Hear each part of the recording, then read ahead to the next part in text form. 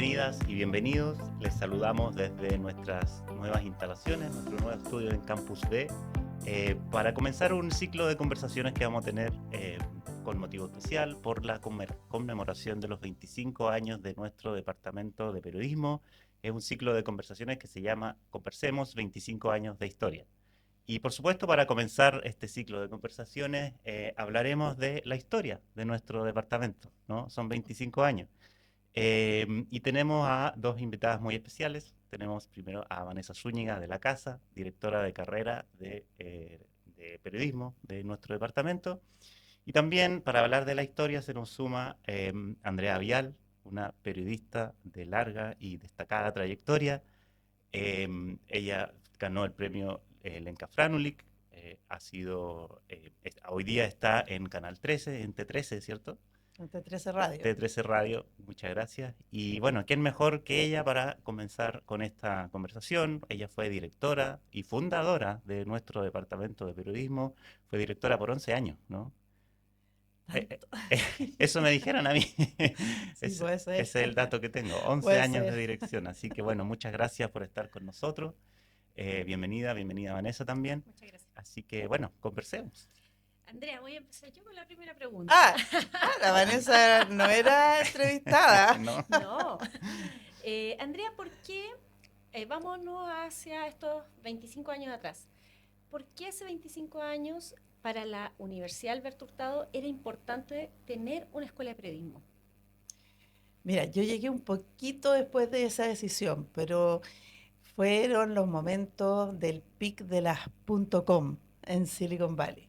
Entonces, yo creo que fue más las ganas de tener una escuela como de comunicaciones para meterse en este mundo y en estas nuevas tecnologías. Pero al rector de la época y fundador de la universidad, el padre Fernando Monte, le gustaba mucho el periodismo y yo creo que entendía muy bien la importancia del periodismo para la salud de la democracia. Y me parece que eso fue como bien fundamental para decidir tener esta carrera. Y la otra persona que yo creo que influyó mucho fue el padre Gonzalo Arroyo, jesuita, que también estuvo en la universidad muy progresista, él con una mirada muy de frontera, y entonces que también entendía y le gustaba mucho el periodismo, y pienso que él también empujó bastante.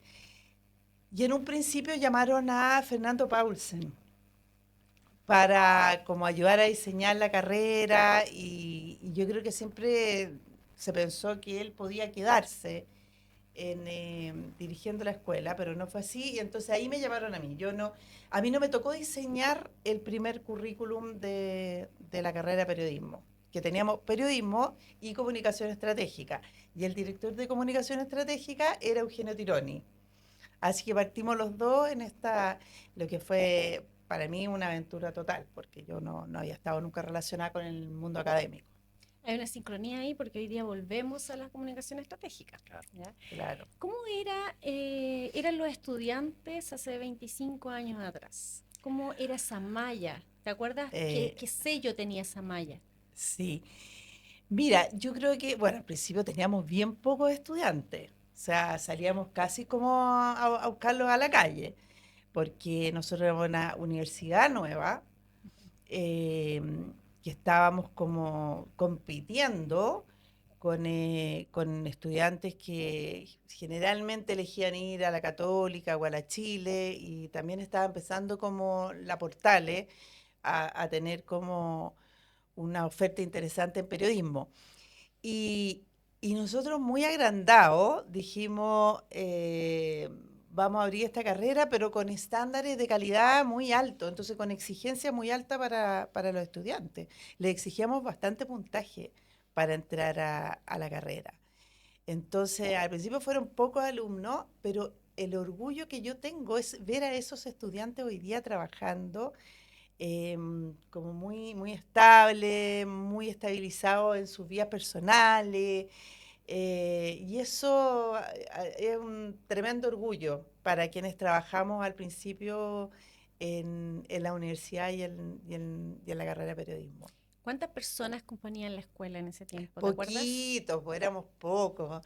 Yo creo que al principio éramos, no sé, 3 personas de planta, con suerte. Entonces, un poco lo que hicimos fue como buscar un grupo de profesores que fueran profesores muy, muy sólidos intelectualmente, por un lado, y por otro lado, que fueran también personas que estuvieran trabajando en el mundo profesional o que hubiesen trabajado en el mundo profesional, para no despegarnos de esta cosa como más, yo siempre decía, esta es una escuela más profesional, es una carrera muy bastante profesionalizante, ¿no es cierto? Y yo creo que tuvimos un equipo de profesores de primerísimo nivel, de primerísimo nivel. Mira, fue todo un poco como irles pidiendo que se unieran a este proyecto nuevo. Yo creo que era muy atractivo para muchos de ellos esta universidad jesuita nueva que se instalaba. Entonces, eso nos ayudó mucho también a ir trayendo gente que yo creo que fue de primer nivel, además diversa. Eh, Al principio, y creo que la escuela, bueno, hoy día lo que es la escuela, o sea, logró consolidar toda esa idea que tuvimos en ese minuto. Había un sello, ¿no? El sello narrativo, y que todavía de alguna manera está instalado en esta escuela. ¿Cómo Sí, nace ese sello? yo creo que en parte, bueno, en parte porque nosotros estábamos absolutamente convencidos de que para ejercer un buen periodismo había que no solo escribir bien, sino saber contar historias. Y yo creo que ese es un poco el sello era un sello de la escuela, o sea, aprender a contar y a narrar desde el punto de vista de la palabra, pero también ojalá desde el punto de vista audiovisual. Y eso fue como bien clave. En ese minuto teníamos profesores como Andrea Palé, que bueno, yo considero que es una de las mejores editoras de Latinoamérica. Ella hizo mucha fuerza también por marcar ese sello. Y se fue dando, mira, yo diría que nosotros, el grupo de profesores, tanto los de planta como los profesores que iban por horas, éramos unos enamorados del periodismo, estábamos como enamorados de lo que yo sigo, no sé cómo a esta edad, pero bueno, pero muy, muy apasionados por lo que estábamos haciendo y por transmitirle esto a los estudiantes. Y además nosotros teníamos algo muy especial y era que estudiantes que pudiendo elegir otras universidades de mucha calidad y prestigio, nos elegían a nosotros. Entonces eran estudiantes muy especiales también, muy especiales. Andrea, bueno, muchas gracias, súper interesante lo que nos cuentas y estaba pensando yo en un poco esta gestación de algo nuevo, que claro, tú dices que ya estaba la malla, estaban los programas, pero hay que armar un poco desde cero, ¿no? Mm. ¿Qué significa eso en términos como de desafíos institucionales, estar en cierta cultura universitaria, que a veces sabemos que son culturas donde hay que tener cierto manejo, que a veces hay complejidades ahí en la gestión, en la administración? ¿Cómo fue ese proceso O más como sea, en lo práctico? incluso en el lenguaje, te Sí. diría, Sebastián, porque yo provengo de un mundo completamente profesional, como te digo, éramos muy pocos, entonces me tocaba en un principio participar en consejo académico y, y me aterraba porque yo decía que no sabía cómo expresarme. O sea, en mi mundo no nos expresábamos de la manera que se expresa el mundo académico, que es mucho más formal. eh, y tuve que aprender todo eso. Y digo tuve, porque éramos tan poquitos que yo iba a estas reuniones, estos consejos, y ahí también tratando de hacer valer la importancia que tenía esta escuela, porque claro, toda la vida nos decían ustedes no son una disciplina, a Mm. pesar que eso yo lo discuto, porque creo que nosotros sí tenemos una forma de aproximarnos a la realidad específica y única, perdón. Por lo tanto, creo que no corresponde decir que no somos una disciplina, pero eso hacía como que a lo mejor nos miraran un poquito menos. Entonces también hubo que como legitimarse desde el punto de vista académico dentro de la universidad. Siempre éramos mirados un poquito como, una vez recuerdo no un decano, no me acuerdo, director de escuela que me dijo que ustedes son muy lúdicos. Y a mí como que me sentí que me había hecho algo horrible. Pero también nos aprovechamos un poco de eso.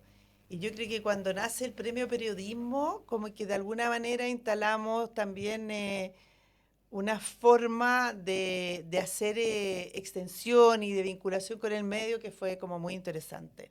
Perfecto. Sí, qué bueno que tocas ese tema, el premio de periodismo de excelencia. Bueno, tú también fundaste ese premio, ¿no? Y además, como tú dices, con los desafíos institucionales de hacerlo en una universidad, ¿cierto? Lo que, claro, le da cierta como rigurosidad también, Claro. lo cual es muy bueno, pero como tú dices, también hay como desafíos de cómo instalarlo en una cultura universitaria. Eh, un poco que nos hable de ese proceso, de por qué era importante para este departamento que estaba recién naciendo, además con muy pocos años, hacer algo como el premio. ¿Qué es lo que estaban buscando? ¿Cuál era el objetivo de ustedes? Ni siquiera éramos Ni departamento, siquiera era una escuela, ¿no? éramos una escuelita. Sí. Mira, yo creo que acá se juntaron varias cosas. Uno, que nosotros lo que veíamos es que el periodismo, como, no sé si hoy día es así, pero era una época en que era muy criticado, que era considerado como muy frívolo. Bueno, siempre se ha criticado eso del periodismo, ¿ya? Desde, no sé, si en tiempos de la dictadura era que éramos cómplices y que vivíamos aterrados, y qué sé yo, bueno, después pasó que éramos frívolos a lo mejor.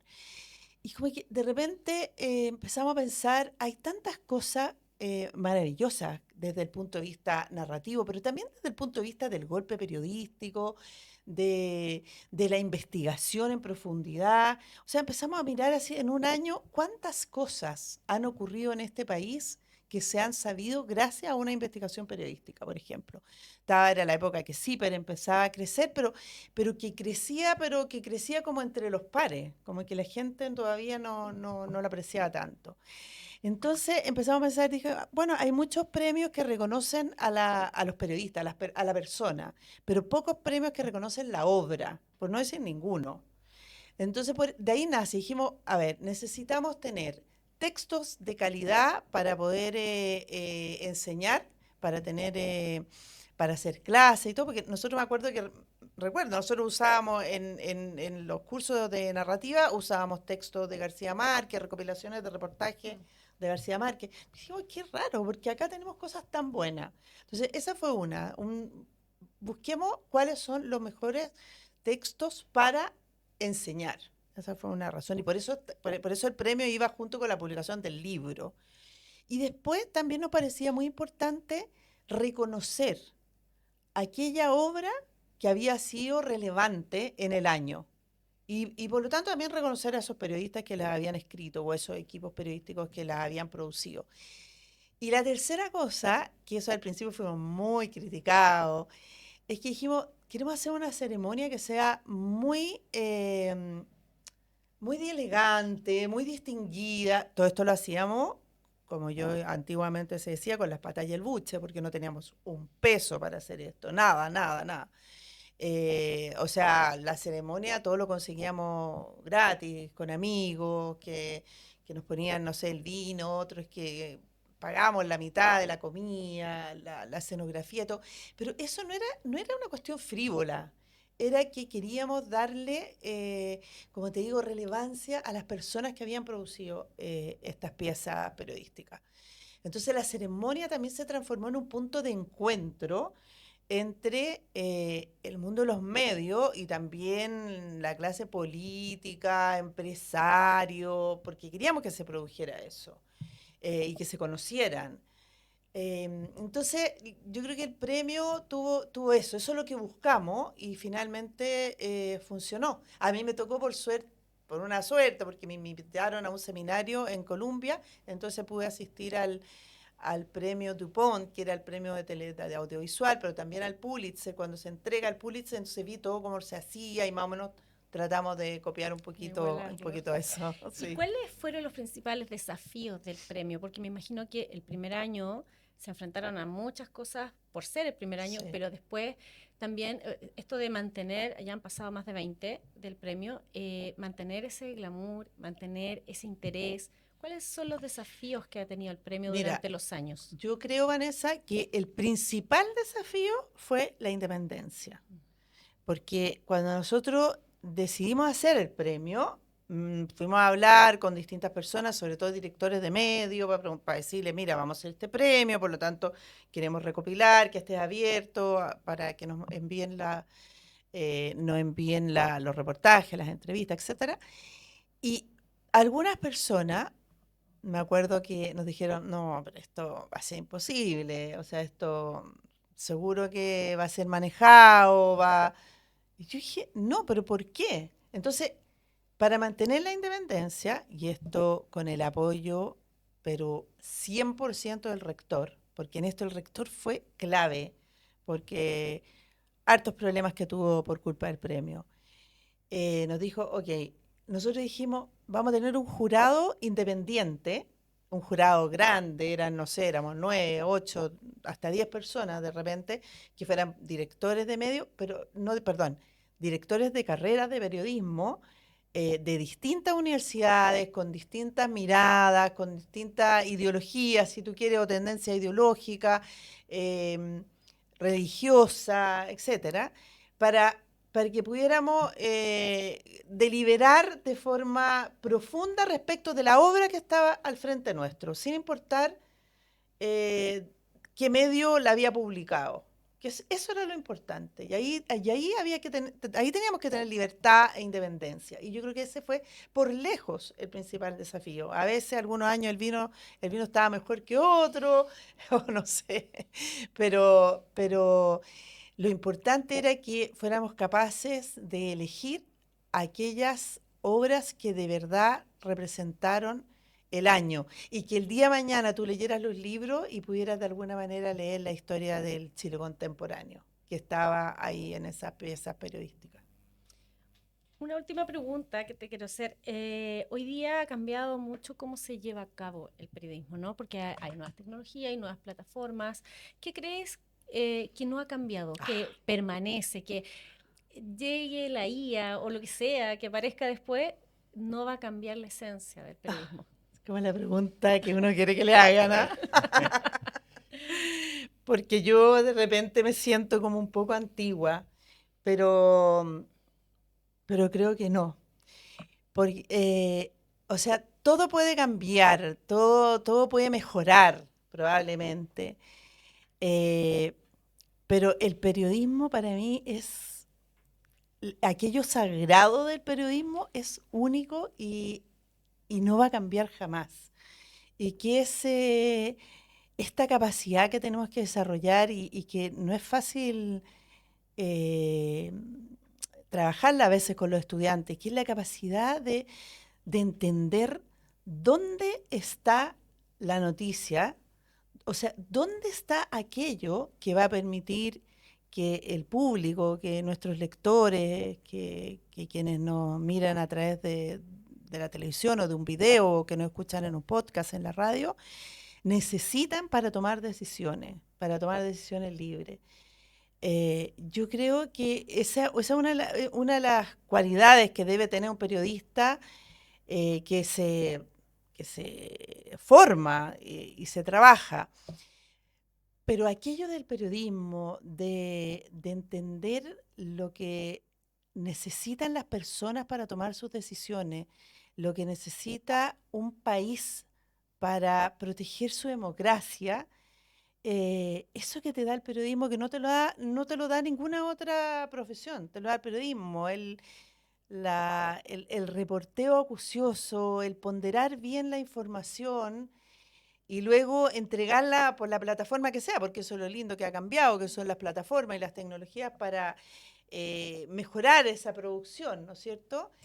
Eso yo creo que nunca va a cambiar. O sea, el periodista como curador de la realidad, como aduana, como diría Arcadia Espada, aduana de lo que es realmente importante y lo que no es entretención, que es maravilloso, pero que es del mundo de la entretención, yo creo que eso jamás va a cambiar, nunca va a cambiar. Súper, muy interesante. Y a propósito también del premio, ¿no? Un poco lo que trata de hacer el premio es premiar eso, el núcleo del periodismo que no Claro, cambia, ¿no? Porque claro, como tú dices, los formatos claro. cambian, las tecnologías cambian, Claro, pero el núcleo de qué es ser el no, buen eso no periodismo cambia, es eso la no misma. cambia. Y de hecho, si tú miras y revisas en un país, o sea, lo que ha pasado, o sea, sin ir más lejos, o sea, miremos este año, sin poner un ejemplo específico, o el año pasado, o sea, todos los temas que tienen que ver con corrupción, por ejemplo, Mm, todos los temas que tienen que ver con avance en nuestras libertades, en considerar a las minorías, em, todos esos temas que han sido importantes, se han ido generando en historias periodísticas, en investigaciones periodísticas que han ido empujando junto con la sociedad, por supuesto, pero aquello de que nosotros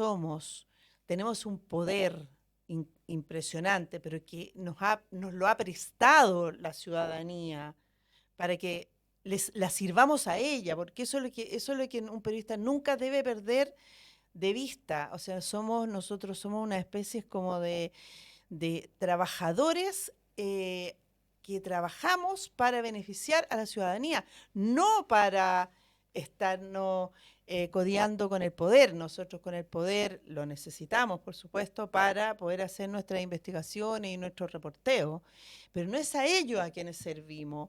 O sea, el tener claro eso, y si uno mira lo que pasa en el país, las cosas importantes y todas han partido de investigaciones de periodistas que entendieron muy bien aquello y que el día de mañana terminaron o con un reportaje, una entrevista o una pregunta clave que hizo que el país girara, que la agenda girara desde mi punto de vista en el sentido correcto. y para ir terminando también, ¿no? Pero a propósito de eso, y dado que somos, bueno, un departamento de periodismo, fundado también por ti, a propósito del desafío de la formación de este tipo de periodista con estos Mm. principios, con estas guías, con estos lineamientos, ¿no? ¿Cómo, cómo tú ves al periodista del futuro? ¿Cómo te gustaría que fuera el periodista del futuro, sabiendo que quizás están hoy día escuchándonos, ojalá, nuestros propios estudiantes estos? em, ¿Cómo debiera ser el periodista del futuro? Que va a estar, no sé, 5 o 10 años después ahí Sí, ¿ah? reporteando. Qué, qué difícil mirar cómo va a ser el futuro, porque la verdad es que es distinto a lo que fue mi pasado. Pero yo creo que primero, y esto siempre le decía a los estudiantes, lo primero es sentir una pasión así incontrolable respecto del mundo que te tocó vivir. Probablemente la pasión que le tocó a mi generación por el mundo que le tocó vivir era distinta a la que le va a tocar ahora. Nosotros nos tocó un país que lo único que nos importaba era que volviera la democracia, porque si no volvía la democracia era imposible desarrollar nuestro trabajo, ¿ya? Y eso fue muy clave. Pero también nos tocaron todos los primeros pasos de la ciencia, eh, así a borbotones, llenos de medios, de- de descubrimientos que fueron maravillosos. Después tocó una generación que le toca a toda esta revolución tecnológica. Bueno, y ahora el desafío de la inteligencia artificial, que yo lo veo como un aporte, 100% aporte, para que haga aquellas tareas que a nosotros nos quitaban tiempo y que además eran aburridas. Em, pero por lo mismo que la inteligencia artificial nos va a obligar, y pienso yo que va a relevar aún más el rol del periodista como para que entienda y comprenda aquello que es verdadero, de aquello que es falso, de aquello que es solo publicidad, entonces que es propaganda. A mí me parece que yo le daría dos, si me permiten, dos sugerencias a los más jóvenes. Uno, que se apasionen por esta carrera, porque si de verdad les apasiona el periodismo, lo van a saber. O sea, eso se sabe. Hay algo como que te corre sangre caliente, les decía yo. Em, y lo otro, que sean estudiosos. A mí me parece que la gran diferencia entre un buen periodista y un periodista mediocre es su capacidad de tomarse con seriedad esta profesión. O sea, esta no es una profesión para frívolo, esta es una profesión para gente seria, para gente estudiosa, para gente acuciosa, em, para gente que va a ir una y otra vez a chequear y a rechequear, que te vas a basar en los hechos, que los hechos los puedes interpretar, obvio, y puedes tener punto de vista, pero los hechos son los hechos. A mí me carga cuando te dicen la verdad no existe. No, no, no, perdón. La verdad periodística existe. Evoluciona, pero existe. O sea, hoy día es lunes, martes, miércoles, jueves, pero no es. No estamos en el año 2024, estamos en el año 2026. Es un hecho. Entonces, todo puede, como digo, la verdad va evolucionando en la medida que van apareciendo más hechos que van confirmando a lo mejor esa historia. Pero a mí me parece que si tú tienes pasión y te tomas esto en serio, porque imaginemos, o sea, realmente del buen periodismo depende la salud de la democracia. Esa es la cuestión. Ahora, si la verdad importa hoy día, no lo tengo tan claro. Si la democracia es lo que más motiva a la gente, tampoco lo tengo tan claro. Pero si la verdad importa, bien. Y si la democracia importa, bien. Ahí estamos nosotros para hacer, ojalá, el mejor aporte que se le pueda hacer a una sociedad. Perfecto. Oye, pero qué buen mensaje para terminar, ¿no?